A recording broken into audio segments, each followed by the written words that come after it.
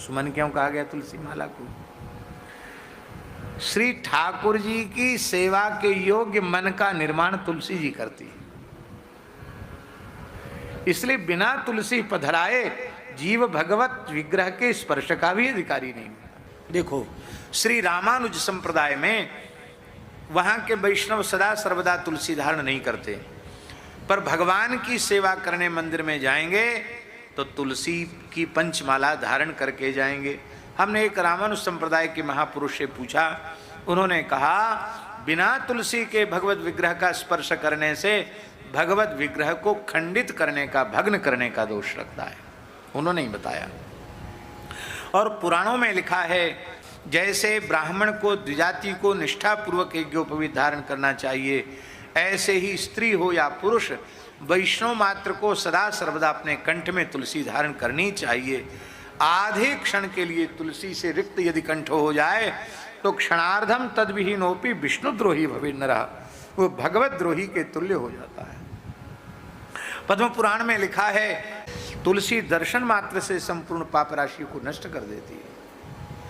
तुलसी स्पर्श से शरीर को पवित्र कर देती है। शरीर के हर छिद्र से मल निकल रहा है, रोम रोम से मल निकल रहा है, इसको चाहे जितना धो मांजो ये भगवत सेवा के योग्य बन नहीं सकता। पर आवश्यक शरीर की शुद्धि मनुष्य को करना चाहिए, पर उससे भी वह भगवत सेवा के योग्य नहीं बनता। जब तुलसी धारण कर लेता है तो वह देह इतना पवित्र हो जाता है वो भगवत सेवा कर सकता है। अब ये बात बहुत पुरानी है, अब की बात नहीं है। हम अपने विद्यार्थी जीवन में थे, ग्वालियर में एक भगत के यहाँ महाराज जी गए, पहाड़ी बाबा महाराज, हम साथ गए। और महाराज जी कुएं के पानी का व्यवहार करते थे या बोरिंग का डायरेक्ट निकला हुआ पानी, टंकी का नल का पानी नहीं लेते थे। तो उन भगत जी के घर में बोरिंग थी, स्टील के पात्र का प्रयोग नहीं करते थे, लोहे का, स्टील का। तो पीतल की बढ़िया बाल्टी मांज करके, एक तांबे का लोटा पीतल की बाल्टी मांज करके और बोरिंग से भर करके उसमें पानी रख दिया। अब महाराज जी स्नान की तैयारी है, पीढ़ा रख दिया स्नान के लिए। ऐसे बंद घर में नहीं नहाते थे, मैं खुले में नहाते थे। तो मेरी ओर देख के बड़ी जोर से डांट खुली, फैला उसको। डर गए एकदम, फैला। मैंने फैला दिया, अमनिया कर। तो हमने मिट्टी लगा के अमनिया किया, फिर भरा उसको। तो जिस व्यक्ति ने मांज करके भरा था उसको बड़ा बुरा लगा कि मेरे हाथ का, मैंने बढ़िया से मांजा, स्नान ध्यान करके आया, बर्तन बाल्टी मांजी, लोटा मांजा और भरा पानी, और महाराज जी ने उसको स्वीकार फैला दिया। हमारे मन में भी आया कि महाराज जी ने ऐसा क्यों किया, इसमें कमी क्या थी, लेकिन डर के हमारे कुछ बोले नहीं। स्नान करके महाराज जी आए, आसन पर बैठे। अंतर्यामित तो उनमें बहुत गजब का था, मन में कुछ चल रहा हो तुरंत समझ जाते थे। ए श्रीमान जी इधर आओ। हम डर गए, कहाँ गया महाराज, तुम तो पंडित हो, बताओ स्नान किस लिए किया जाता है?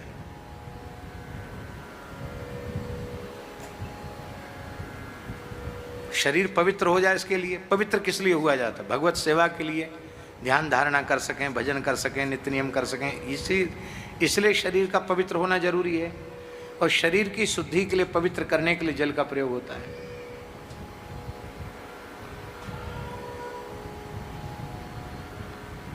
जिस व्यक्ति के गले में तुलसी नहीं है उसका शरीर तो स्वयं का ही अशुद्ध है। उस अशुद्ध व्यक्ति ने मांज करके पानी भरा तो पानी तो अशुद्ध हो गया, तो अशुद्ध पानी से शरीर की शुद्धि कैसे होगी? इसलिए श्रीमान जी बिना कंठी वाले का छुआ पानी से हम नहाते तक नहीं है। पुराने साधु कंठी जिसके गले में नहीं है, भगवत शरणागति नहीं हुई है, उसके हाथ का छुआ पानी नहीं पीते थे। महाराज जी बोले जिसके गले में कंठी नहीं, हम उसके हाथ के छुए हुए बाल्टी के जल में स्नान तक नहीं करते हैं। अब तुम कंठी वाले हो, तुमने मांज दिया, अब मैंने नहा लिया, पवित्रता आ गई। इतना सूक्ष्म विचार महापुरुष लोग करते थे। अब वो चेला तो था महाराज जी का, वो महाराज जी का ही चेला था जिसने मांझ के भरी थी, पर गले में कंठी नहीं थी। उस समय वो भी सुन रहा था, उसको समझ में आ गया, तुरंत बढ़िया कंठी लेके आया। बोले महाराज जी दुखी हो गया, मेरे हाथ का पानी आपने नहीं लिया, आप मुझे कंठी पहना दो। महाराज जी ने उसके ऊपर कंठी बांधी। हाँ बच्चा कोई बात नहीं, कल भर देना पानी। बोलो भक्तवत्सल भगवान की ऐसी मर्यादा। अभी भी जो बहुत मर्यादा वाले हैं, वो जिनका ब्रह्म संबंध नहीं है, उनके हाथ की किसी वस्तु का स्पर्श किया हुआ वस्तु का व्यवहार नहीं करते। ऐसे लोग हैं कि नहीं अभी भी? इसके मूल में यही है कि हमें विमुख का संग नहीं करना है, हमें भगवत शरणागत का ही संग करना है, सज्जन का संग करना है, वैष्णव का संग करना है। यही इसके मूल में भाव है। एक ब्राह्मण देवता के घर की घटना हम आपको सुना रहे हैं।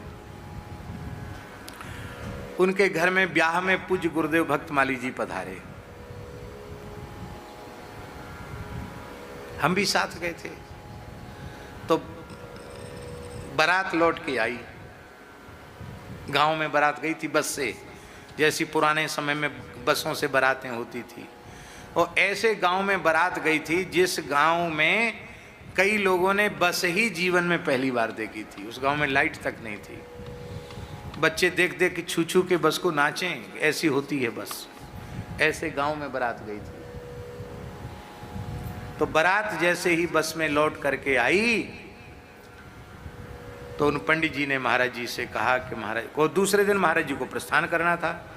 महाराज जी से बोले कि गुरुदेव बहू को कंठी दे दो, दीक्षा दे दो। तो कई होते ना, कंगन छूटने के नेग होते हैं, क्या क्या कई नेग होते हैं। लोकाचार होता है, देवी देवताओं का पूजन जाके उनके स्थान पर होता है।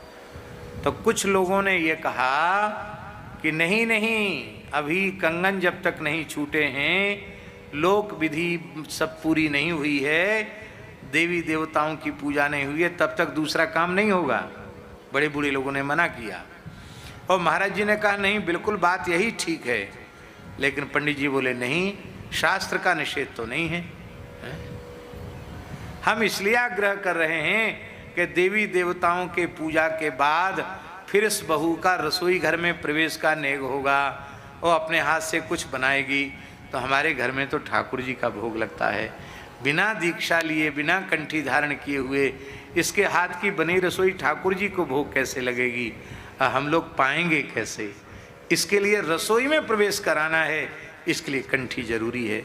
महाराज जी इस भाव को सुनकर बड़े प्रसन्न हुए और मेरे सामने महाराज जी ने कृपा पूर्वक कंठी पधराई और मंत्र का उपदेश किया, वैष्णवता का उपदेश किया। शाम को बारात आई है, सवेरे दीक्षा हो गई।